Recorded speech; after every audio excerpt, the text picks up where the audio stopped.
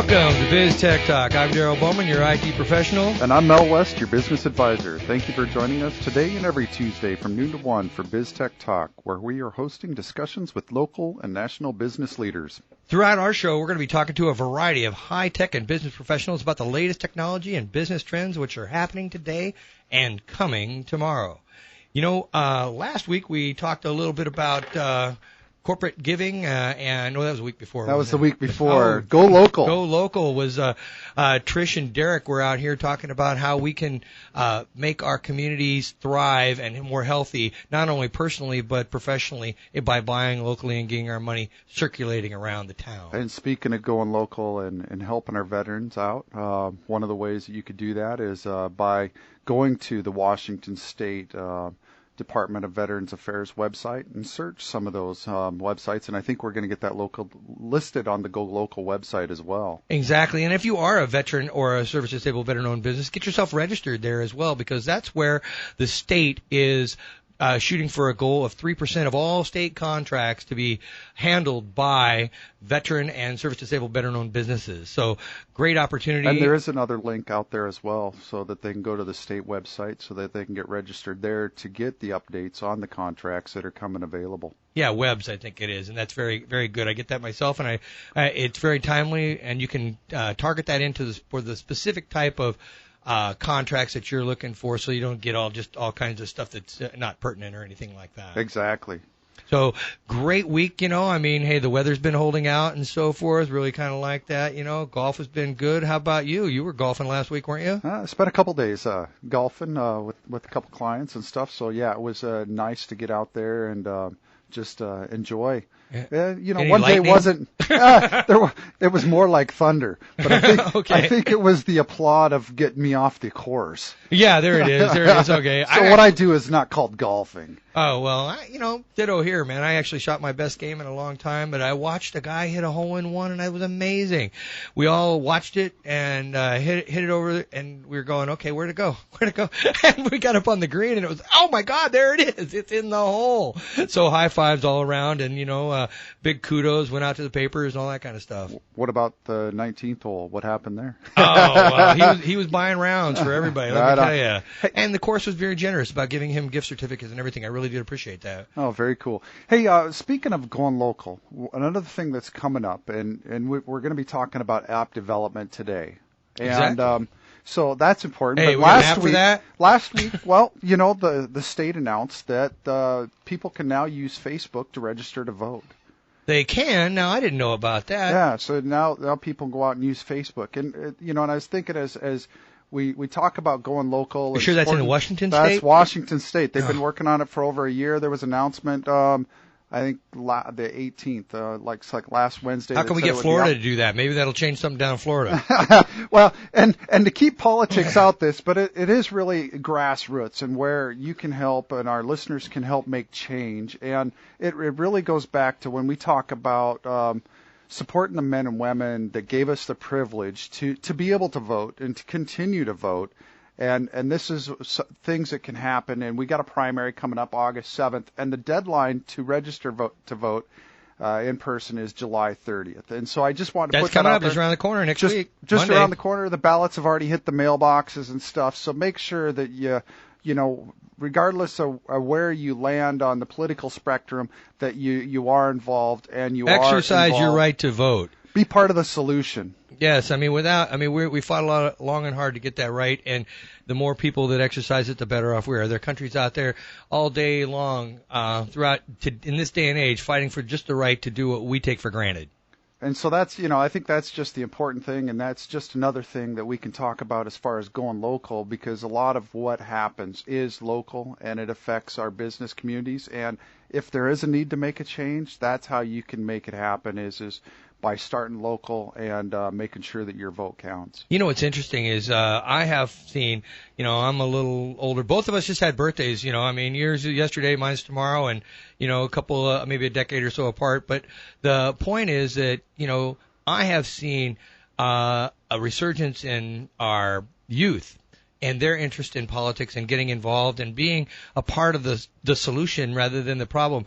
From going from people that whine and complain to people that are taking action and actually going out and doing something to help generate change. And a lot of those folks are actually what are wonderful because they took the time to volunteer to become veterans, actually servicemen and women, and serve the country. And now, they know what it's like. They know what's happening around the world and so forth. And so they're involved, and they're not just bystanders to the process. They're involved. And I think, Washington State, by providing this Facebook app, and we're going to learn a lot about apps and in general today, is another progressive way of being able to reach out to the younger generations that are more socially connected through the media and stuff. So it'll be great to have our guests come on today and talk about app development. Yeah, we're going to know, because everybody's out there saying, hey, I got an app for that, and we need to know about what that really means for us and our businesses. So, well, let's go ahead and take a break here, and when we come back, we'll get into some of this app development and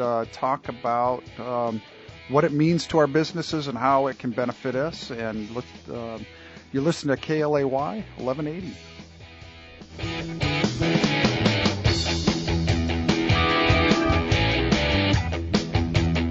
CloudSway removes the hassle of small business financial management. Easily upload receipts, bills, invoices, POs, and other business expenses through your mobile device, email, or scanner.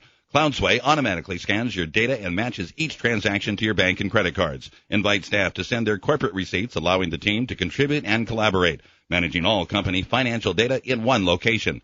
CloudSway's reports and alerts help to guard against fraud and expense abuse. CloudSway makes it easy to protect your company's most prized possession, its financial security. Visit cloudsway.com. Few things say more about your business than the quality of the photos in your ads and on your website. Corporate photographer Rick Doms specializes in custom photography for discriminating corporations around the world and right here in Tacoma. Rick's photos have graced the pages of Forbes, Fortune, Barron's, the Wall Street Journal, and the marketing materials of a host of great American companies. Companies like yours. See what Rick Doms photography can do for your business on the web at rickdoms.com. RICKDAHMS.com. Are you tired of maintaining or upgrading your business technology year after year just to keep up? Moore's Law states technology will keep getting faster and smaller year after year. Office N and Icon is making Moore's Law obsolete by giving you infinite computing power. It's always new with unlimited resources. It's fast, affordable, secure, reliable, and flexible with endless CPU, RAM, and hard drive. Never worry about a virus, upgrades, backups, or patches again. With Office N and Icon, your office is anywhere at any time from any device. Unleash your power at OfficeNandIcon.com. BizTech.com brings you the life of a business website. The majority of business websites can't be found by search engines, so their owners lose customers and money. An AIM business website wins new customers on Google and Facebook. Imagine your website with great content management, an integrated blog, clean designs, and clear messages. To top it off, at AIMBiz.com, you get a free website design mock-up before you ever spend a dime. For more information, go to AIMBiz.com. That's AIMBIZ.com. Welcome back to BizTech Talk. I'm Darrel Bowman, your IT professional, right here with Mel West, your business advisor. Hey, thanks for joining us every Tuesday, noon to 1 on BizTech Talk on Clay 1180. Visit us at BizTechTalk.net. Don't forget to listen to our shows, download our podcast, and email us with your comments or suggestions. We are on Facebook. We are on iTunes. We're on Google+. We're on YouTube. We're on a whole lot of places out there. Check it out. Click the like button and bring us around with you downtown, and because we've got some important topics to listen to. Today we're talking about app development with Ethan Allen. I know he's not a furniture developer, folks. You might be thinking that, but he's not. He's an app developer. He's a founder and owner of Hooked in Motion, a Washington-based mobile app development company. His company creates many popular apps which have reached the coveted 100 status on the iPhone App Store. He's currently developing apps on the Android, Windows platform as well. And some of the apps that they create at Hooked in Motion are world customs and cultures. Sounds like you need to, when you're traveling, something you should be looking at. iCollect series of applications, sorted apps, credit score tracker. That's an interesting one given on what we talk about a lot. And many other utility and reference apps. With over 20 years of tech experience, Ethan's been developing mobile apps for nearly 5 years since the original introduction of the iPhone App Store. Actually, when he saw that, he actually was one of the first applications in the iPhone App Store, appearing within its first 20 days of existence. So he's worked with many major companies, including Swap.com and eBay, as part of an exclusive group of early Google mobile advertising partners. He can be reached at EthanA@hookedinmotion.com. So we really want to welcome this learned professional in telling us about how you get an app for that. So, hey, Ethan. Welcome, Ethan. Welcome, Ethan. How's it going? I'm good. What exactly is an app?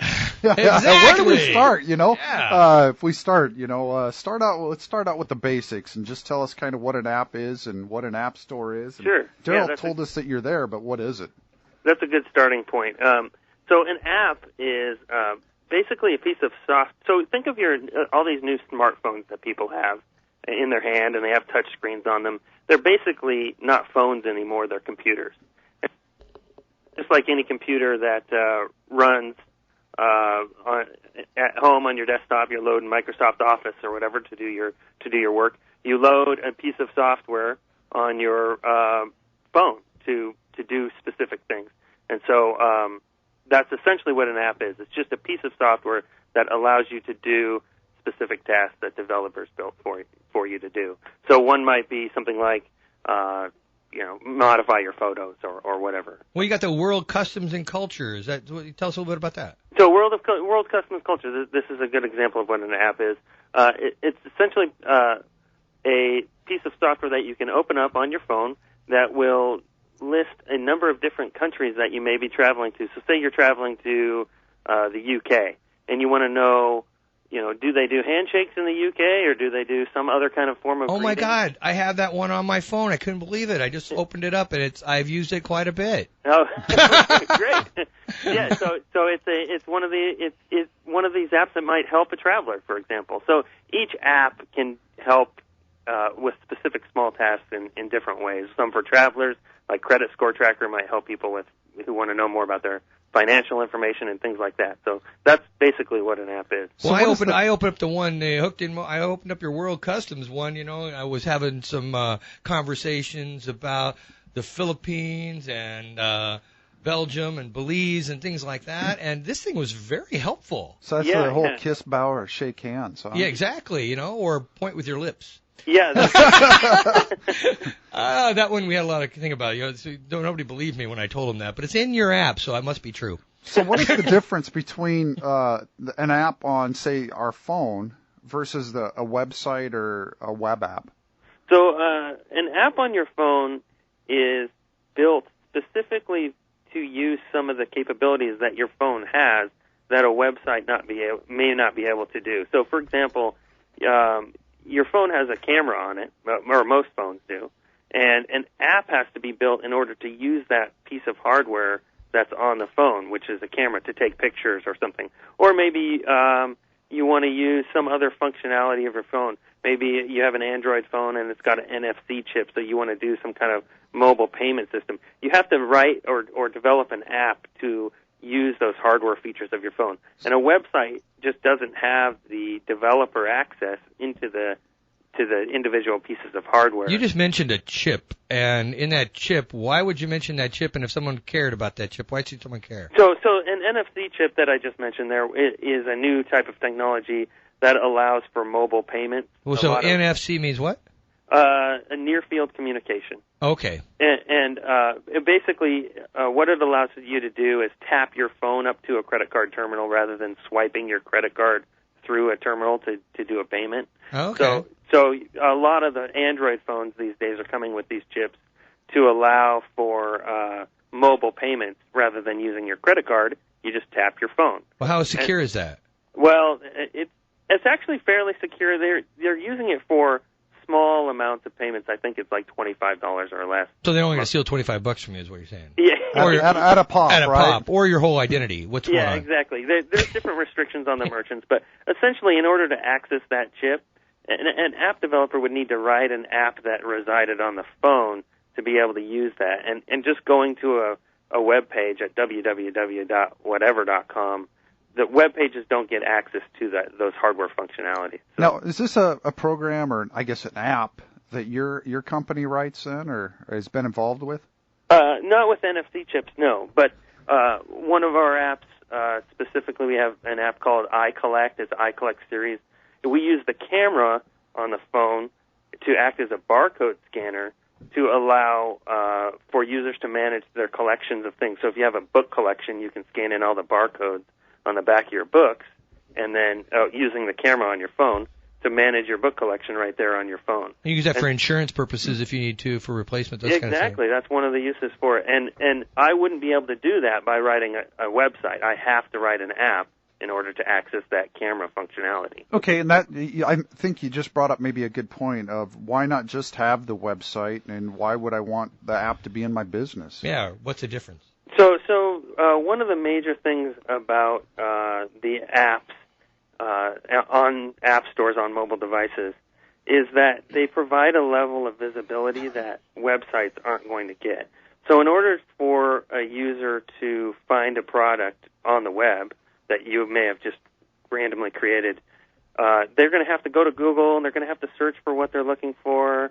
And there's going to be millions upon millions and millions of websites that you have to compete with. Yeah, Yahoo and Bing have got something to say about that. Yeah. Oh, I'm just kidding. Yeah, and no, that's a good point. And with the App Store, what you have is you have a lot less competition. You have a lot more visibility.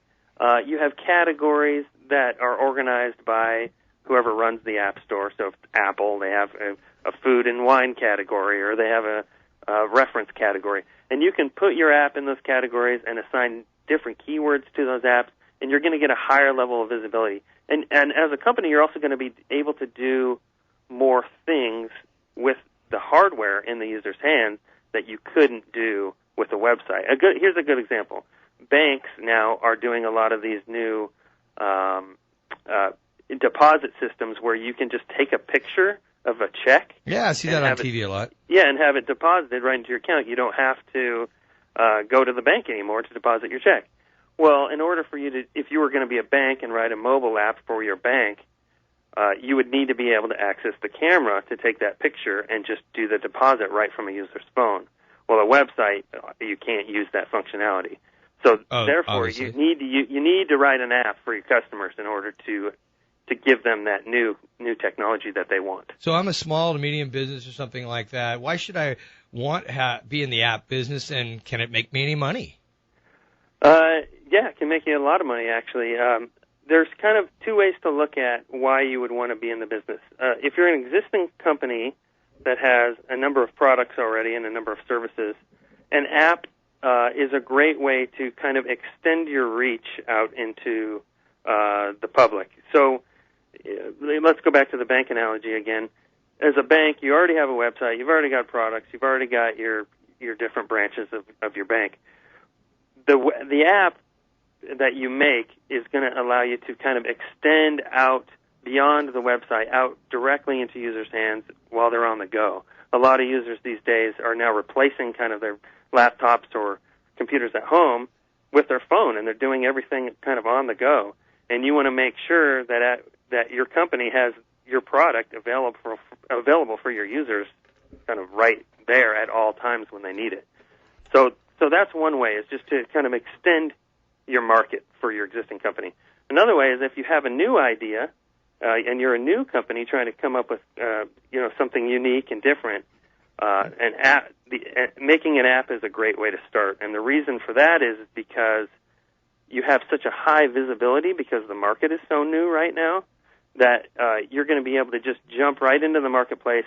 A lot of companies are starting with apps and then creating websites and other products that tie into apps being the starting position. What kind of profit margin can you get on these apps and so forth? I mean, I was like at a penny per or something like that. I don't know. I'm just so there's different price models for apps. Most apps right now are 99 cents or $1.99, and it's different from the traditional desktop application where you would get charged $50 or whatever for a simple app that might do some word processing or something. So the cost is much lower to the user because it's more the app buckets functionality in kind of smaller packets, so they expect to pay less, but they're also going to get a little bit less than they would on their desktop. Well, there's pay less when there's free. I mean, how free can you get? I mean, how does somebody make money on that free thing? So a free thing, there's all kinds of different ways to make money on the App Store. A free app you can put advertising in it. You can do in-app purchases where you give the app away for free, but if they want to add additional functionality, they can pay an extra 99 cents to add that. Many of our apps actually use in-app purchases to make money. That way we allow as many users as we can get to download our app for free, and then we upsell them inside of the app. And a lot of users don't want the upsell. They'll just take the product for free, and that's great. We can make money off them in different ways by leading them to our website or something else. So, Ethan, we hear a lot about instant millionaire success stories with games like Angry Birds, Tiny Wings, Temple Run. Are game apps a good business to be in? Yeah, and are you good for a loan? No, for the loan part. So you're not that instant billionaire, right? So games. So there have been a few instant millionaire stories, and a lot of people get excited about that, and rightfully so. It adds a lot of people jumping in the marketplace, and I think that's a great thing. But games specifically is a very hard market to break into. If that's what your expertise is, then that's what you need to go for. But there's so many big name companies competing in the games market for apps. You've got EA and Gameloft and some of these. I mean, even Sega. Some of the old video game companies are now even getting on the App Store. And unless you have millions upon millions of dollars to be able to spend to develop these apps, games are actually something I recommend that most people stay away from.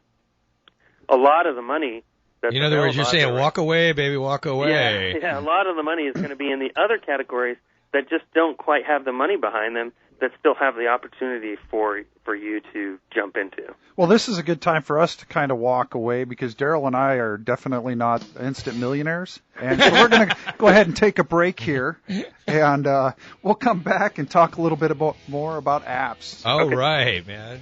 So you're listening to BizTech Talk on Clay 1180.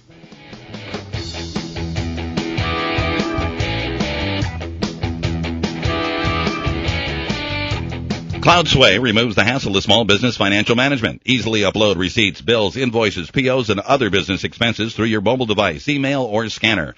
CloudSway automatically scans your data and matches each transaction to your bank and credit cards. Invite staff to send their corporate receipts, allowing the team to contribute and collaborate, managing all company financial data in one location. CloudSway's reports and alerts help to guard against fraud and expense abuse. CloudSway makes it easy to protect your company's most prized possession, its financial security. Visit cloudsway.com. In today's economy, doing more with less has become the standard. Feeling overwhelmed or out of control does not have to be part of that standard. If you are looking for improved profitability and better teamwork, West Business Concepts' expertise in sales, organizational development, and finance offers real-world solutions today. West Business Concepts helps you develop clarity and focus on who matters most. Gain an edge over your competition. Visit westbusinessconcepts.com today. That's westbusinessconcepts.com. Be a part of Tacoma's Waterfront Association, a dynamic organization dedicated to making Tacoma's waterfront a great place to visit and do business. Join them the second Wednesday of each month from 11:30 a.m. to 1 p.m. at the Crow's Nest at the Tacoma Yacht Club to hear exciting guest speakers and see what's happening on the waterfront. Be a part of the community strength. Make a difference along Tacoma's magnificent 46 miles of waterfront. For more information or to become a member of the Tacoma Waterfront Association, visit tacomawaterfront.org. In Pierce County, 17% of residents are food insecure. That's 1 in 6 people who are unsure where their next meal is coming from. Someone you know is going hungry. What can you do about it? Help support Fish Food Banks of Pierce County. For every $1 received, Fish's 8 food bank locations can distribute $7 worth of food to families in need. To learn more about stopping hunger here in Pierce County, go to fishfoodbanks.org. That's fishfoodbanks.org.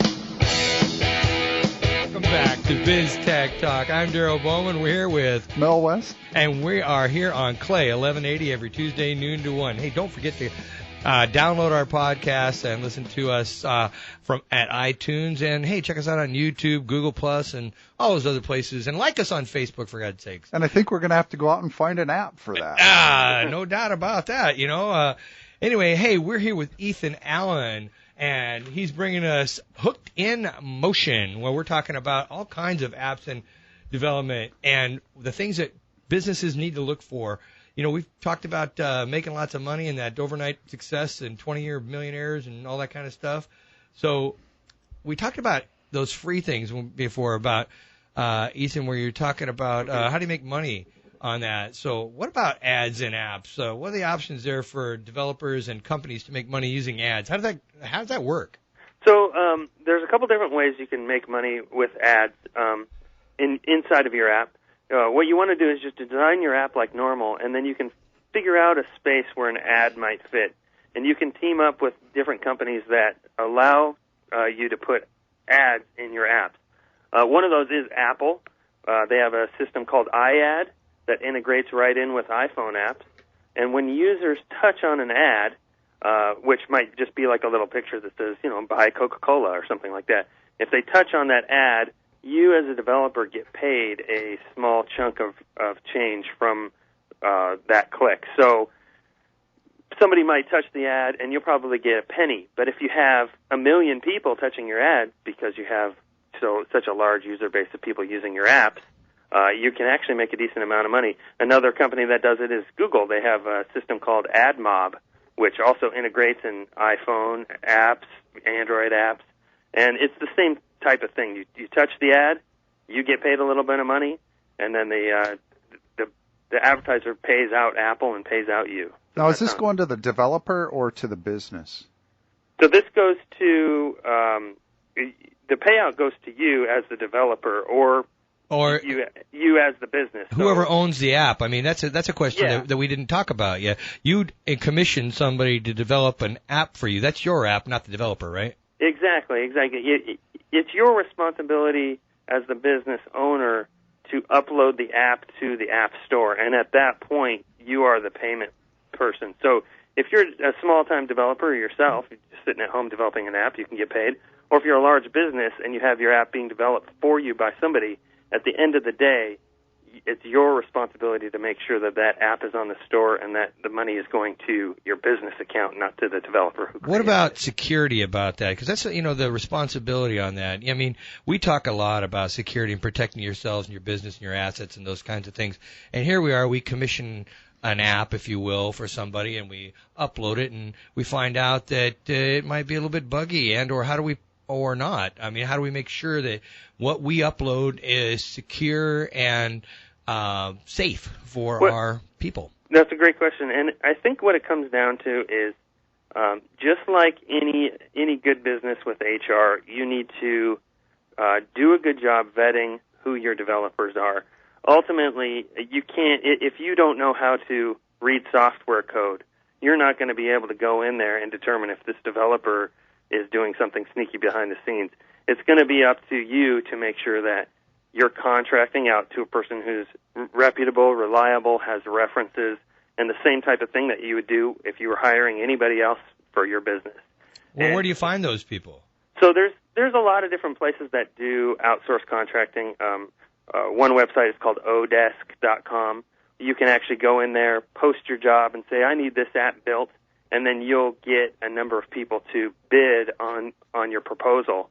And then you can see how many star ratings that person has, what they've done in the past, and for who they've done it. And you can call them on the phone and talk to them, or do Skype, or do whatever you need to do. And you can get your app made by somebody who is a professional and who's going to do it right. And just like hiring for any other job, really. So as you go through this due diligence process, what are some of the technical skills, the hardware and software that is needed to develop the apps? So in order to develop an app, you've got to have a software developer who knows how to program or code. They're going to need to know, it depends on the platform. So let's start with the iPhone. The iPhone, you need to know a programming called Objective-C, and you have to have a Mac. So you're going to need to buy a Mac and learn Objective-C if that's what you want to do, or the person who you're hiring has to do that. If you want to do Android, you've got to learn a programming language called Java, and that can be run on Mac or PC with a program called Eclipse. If you're going to do Windows Phone, you have to have a Windows machine, and you're going to need to learn a programming language called C# and develop on a program called Visual Studio. So the gist of all that is that not all mobile phones are alike, and each one requires a different type of background. So there's not some kind of an app that you can actually develop one app and then get it ported over or converted to Windows, from a Windows application into an Android, into an iPhone, and vice versa? There's no easy way to do that. Basically, the best way to do that would be to develop an app in one language on one platform, and then you would need to hire a contractor who is good or knows how to translate from that app to the other for the other device. So other than the we'll call it language, is that the proper terminology? The protocol there. What are some of the other challenges that the different platforms bring as a business owner would be going through, thinking about having an app developed, and where would they start? So some of the challenges. So first off, let's talk about revenue from a position of what do I develop for first. So the first app or the first platform that you should develop for, in my opinion, is the iPhone or the iPad. Basically, it's called iOS.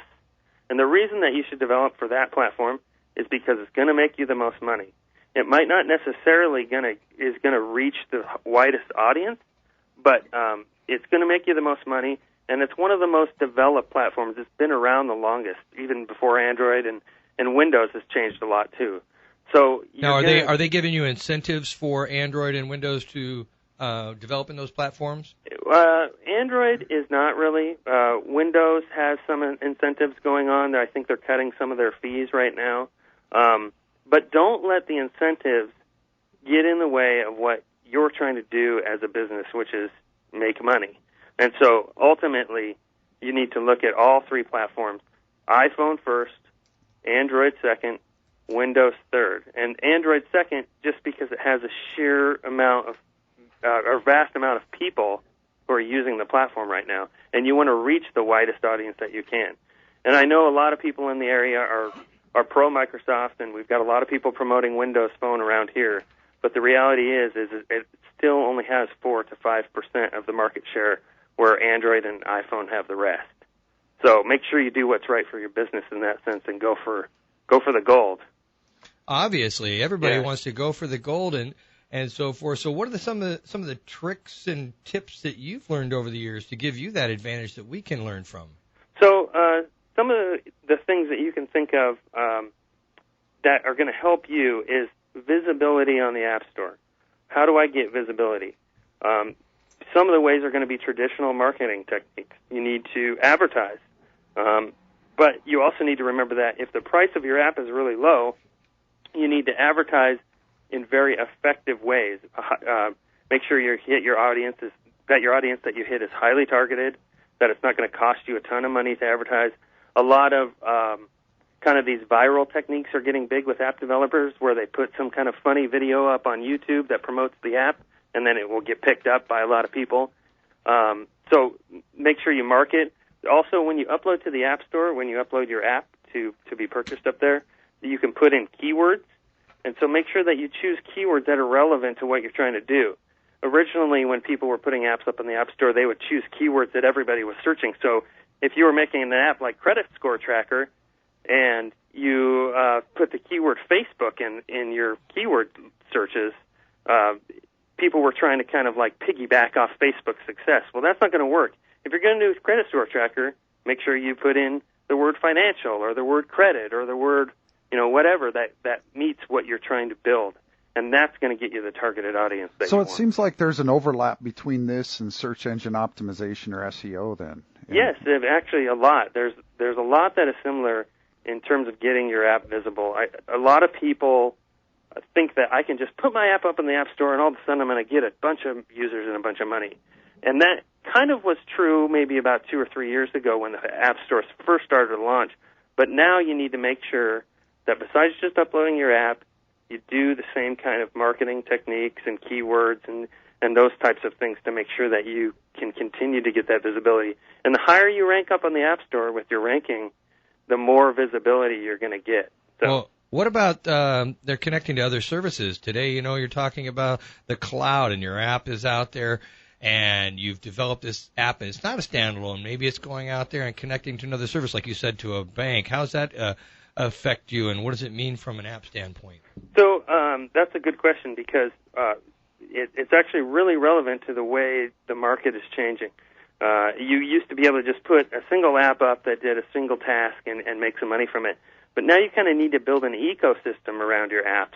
And it's kind of one of the things we're doing with our sorted products that lets users manage collectibles, is that you can not only just create apps, but you create a website, and you connect the two. So if somebody changes something on their device, in their app, it also changes it on the website. So it's kind of this cloud storage where you're able to basically connect the app with all of your other services. So if somebody does something within your app, it affects the other services that they use, maybe at home or at work or something like that. And that's a great way to continue to make more money off of those users and build loyalty. But your app doesn't just get uploaded, right? It just doesn't get uploaded. I mean, you have to get it tested, right? Or is there some kind of approval process? No. You can create your own service in-house in your business where you have a server that will basically be the center hub for all of your users' data. And so your apps can call into that server, or your website can call into the server, or a desktop app can call into the server.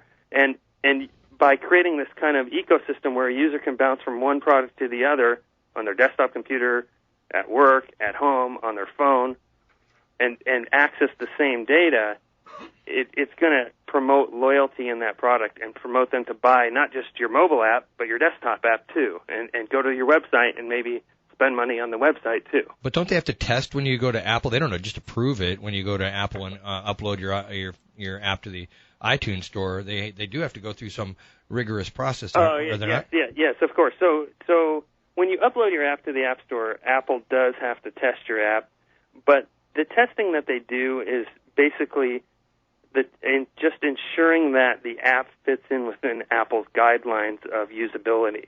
It's not necessarily making sure that your app is bug-free or that it does do this in the cloud, but it doesn't do this in the cloud. It's more just a once-over look by Apple. It usually takes about an hour. And then once they look it over, they'll just approve it and say, okay, do what you want with your product. So from a safety and security standpoint, as a business owner, and I'm looking at developing this app, or I'm going to go hire somebody, I've went through the due diligence. How do I tell my consumers, my customers, that this app is secure and safe and their information will be protected? There's a number of different ways you can do that. One is that on the iPhone, you're going to have a higher level of security than on Android. And the main reason for that is that Apple really locks down their system of how apps have access to the rest of the subsystem of your phone. Android gives a lot more freedom, and it allows for new features and things like that, but you're also going to potentially run into more security issues on Android than you will on the iPhone because the iPhone sandbox is there. It's called sandboxing. They sandbox the app on the phone so it can't overreach to other apps in proper ways. Okay. Well, that sounds great. Hey, why don't we go and take a break here, and then we'll hit come the back sandbox. And we'll hit the sandbox. Actually, that's where we want to stay out of, right? That goes against getting under 100. So anyway, you're listening to BizTech Talk on Clay 1180, and we'll be right back.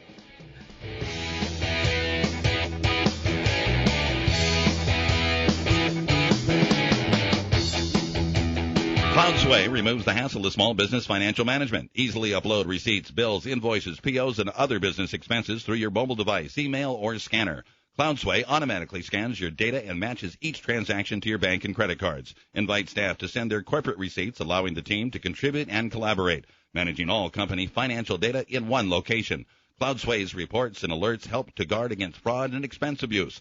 CloudSway makes it easy to protect your company's most prized possession, its financial security. Visit cloudsway.com. Few things say more about your business than the quality of the photos in your ads and on your website. Corporate photographer Rick Doms specializes in custom photography for discriminating corporations around the world and right here in Tacoma. Rick's photos have graced the pages of Forbes, Fortune, Barron's, the Wall Street Journal, and the marketing materials of a host of great American companies. Companies like yours. See what Rick Doms photography can do for your business on the web at rickdoms.com. RICKDAHMS.com. AimBiz.com brings you the life of a business website. The majority of business websites can't be found by search engines, so their owners lose customers and money.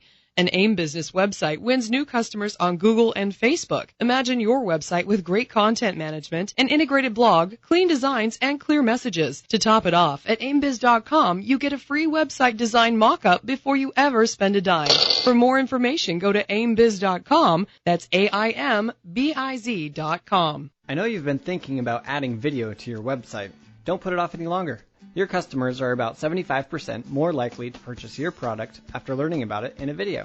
Gabe Medina Productions is ready to help you put a face to your business and show your customers why your company is the better choice. We want to work with you because we want to see your business grow. Go to GabeMedinaProductions.com or call 206-250-0735 for more info. That's 206-250-0735. Be a part of Tacoma's Waterfront Association, a dynamic organization dedicated to making Tacoma's waterfront a great place to visit and do business. Join them the second Wednesday of each month from 11:30 a.m. to 1 p.m. at the Crow's Nest at the Tacoma Yacht Club to hear exciting guest speakers and see what's happening on the waterfront. Be a part of the community strength. Make a difference along Tacoma's magnificent 46 miles of waterfront. For more information or to become a member of the Tacoma Waterfront Association, visit tacomawaterfront.org. Welcome back to BizTechTalk. I'm Darrel Bowman, your IT professional, here with Mel West, your business advisor. Hey, we're here every Tuesday, noon to 1 on Clay 1180. Don't forget, BizTechTalk.net. Download our podcast and send us your questions and comments. We'd really like to know what it is that you're thinking about for future shows. Before we left, we were talking about app development with Ethan Allen, and one of the questions that I had when we're coming back in, we talked about getting your app approved on the iTunes store there, and Ethan, you mentioned something about restrictions on the type of apps. You know, are there restrictions on there? I mean, you know, what kind of restrictions are there? What's their We ended guideline? up in the sandbox. We talked about the sandbox and getting them approved and tested, but restrictions on what do they deem as an appropriate app versus an inappropriate app? So that's a good question. It actually depends on the app store that you're trying to upload to. So iPhone and Apple have different restrictions than Google and Microsoft. Apple's restrictions are the most restrictive. For example, obviously you can't do any kind of pornography or anything like that. Apple There's will a lot of our listeners out there are bummed already now. You can't do anything like that.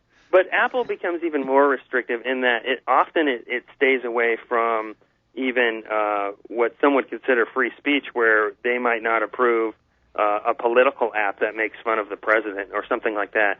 And there have been a lot of different blog posts and angry developers who've made apps just to have Apple not approve them for whatever reason that Apple sees fit. Now, is this a way for them to protect their corporate image? Yes, exactly. It's just Apple protecting themselves. They don't want to get sued or look like they are, on one side of a political spectrum or another.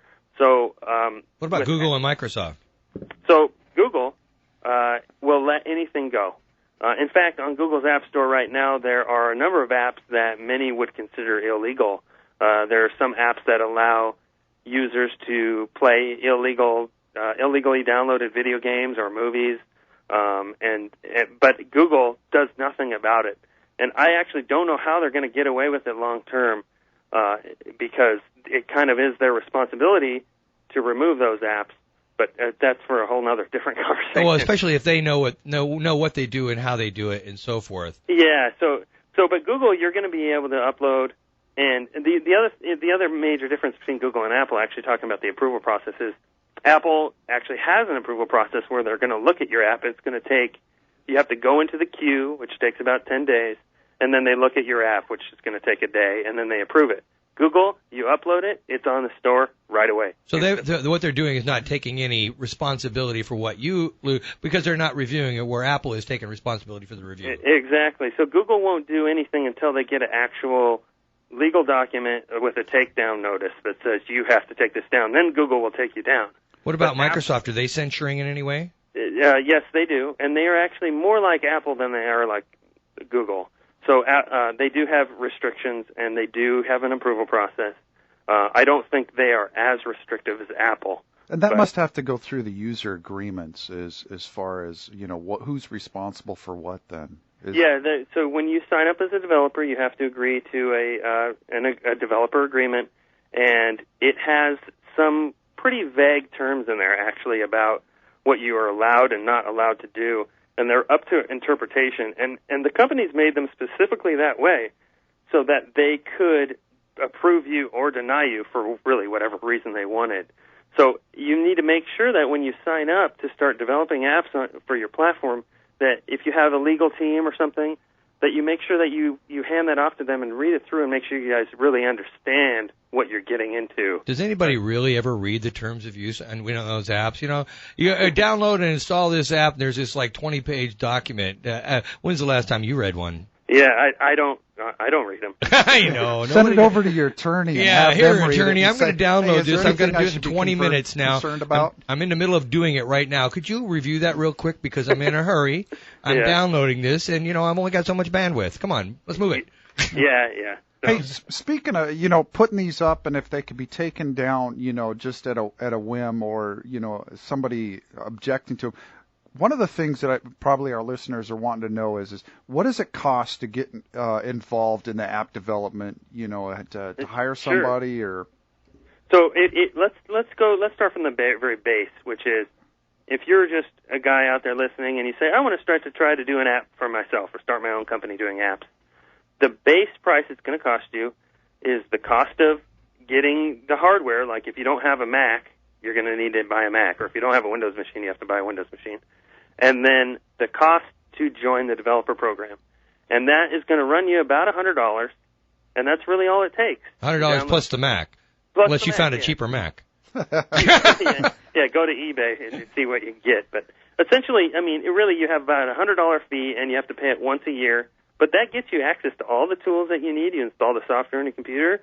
You learn the language just from browsing the web and buying some books or something, and then you get to work.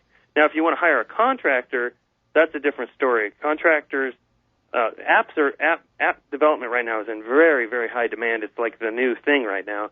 So you're going to be paying an app developer at least $150 to $200 an hour, and it's really going to go up from there depending on their skill and availability and all those types of things. And average apps are going to take you, 100, 300 hours? Yeah, and it depends on the app, because you can make a small, quick app.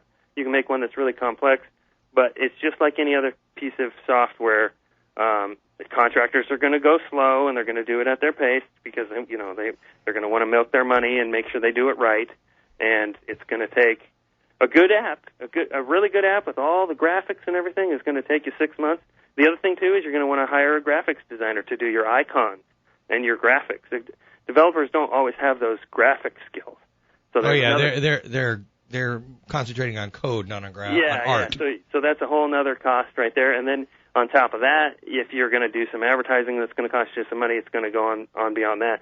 So the cost to get started is relatively low if you're kind of going to want to do it yourself. But once you start to bring in kind of the professionals, that's when it starts to get expensive. So we could be 10, 20, 30,000 really easy. Oh, yeah, for sure. Yeah. But what is the cost if you don't hire somebody that's already trained in it? You've got a lot of learning curve here and stuff. Yeah. And so where does somebody go if they need help with development of their app? So a lot of the companies, Google, Apple, Microsoft, they have their own set of forums and developer boards that people can go on. They have their own developer conferences. Apple has a famous one called WWDC where they announce the new products coming out. And that's a big developer conference that people can go to for a week and go to all these kind of seminars. You also, with some of the other companies, you can get tech support. By signing up, you get 2 free tech support. Hey, Ethan? Yes. Sounds like there's a lot we need to know, and we're coming down to the end of our hour, and it's just more than we're going to be able to do in the next 30 seconds that we have left. So real quickly, in about 10 seconds or less, what's in store for Hooked in Motion? So we're going to continue to work on our collector apps called Sorted, and we're going to continue to build those cloud services. We've got websites coming. We've got iPad apps. We're kind of hitting Well, Hey, where do our listeners find you? It's at hookedinmotion.com, right? Yeah, so hookedinmotion.com is kind of the corporate site, and they can go to sortedapps.com. Okay, well, see thanks some of so our much. apps We're gonna say thanks for joining us today. You know, Mel and I always like to close out the show and say, you know, one, we do appreciate your time and energy coming down and helping us educate our audience, but also to remind everybody that the veterans out there that have helped us serve this great nation and get us going and keep us where we're at, you know, they're coming home and they're looking for jobs, and they are the people who can get stuff done. That 1%? They're the 1% that deserve our respect and our initiative to help them move them forward, as well as moving our country forward and so forth. So again, Mel and I'd like to thank you for taking the time for your busy day to join us as we share and explore the fascinating worlds of business and technology each week on BizTechTalk on Clay 1180.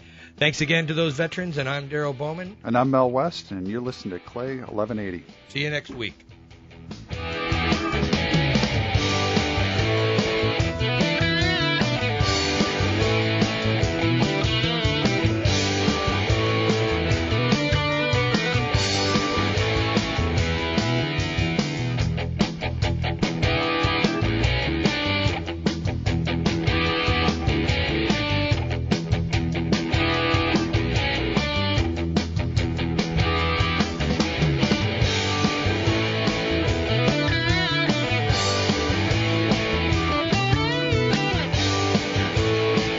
CloudSway removes the hassle of small business financial management. Easily upload receipts, bills, invoices, POs, and other business expenses through your mobile device, email, or scanner. CloudSway automatically scans your data and matches each transaction to your bank and credit cards. Invite staff to send their corporate receipts, allowing the team to contribute and collaborate, managing all company financial data in one location. CloudSway's reports and alerts help to guard against fraud and expense abuse. CloudSway makes it easy to protect your company's most prized possession, its financial security. Visit cloudsway.com. Are you tired of maintaining or upgrading your business technology year after year just to keep up? Moore's Law states technology will keep getting faster and smaller year after year. Office N and Icon is making Moore's Law obsolete by giving you infinite computing power. It's always new with unlimited resources. It's fast, affordable, secure, reliable, and flexible with endless CPU, RAM, and hard drive. Never worry about a virus, upgrades, backups, or patches again. With Office N and Icon, your office is anywhere at any time from any device. Unleash your power at OfficeNandIcon.com. In today's economy, doing more with less has become the standard. Feeling overwhelmed or out of control does not have to be part of that standard. If you are looking for improved profitability and better teamwork, West Business Concepts' expertise in sales, organizational development, and finance offers real-world solutions today. West Business Concepts helps you develop clarity and focus on who matters most. Gain an edge over your competition. Visit westbusinessconcepts.com today. That's westbusinessconcepts.com.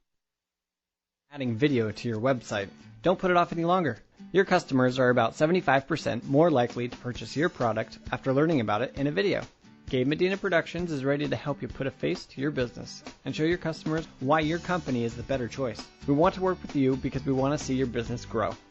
Go to GabeMedinaProductions.com or call 206-250-0735 for more info. That's 206-250-0735.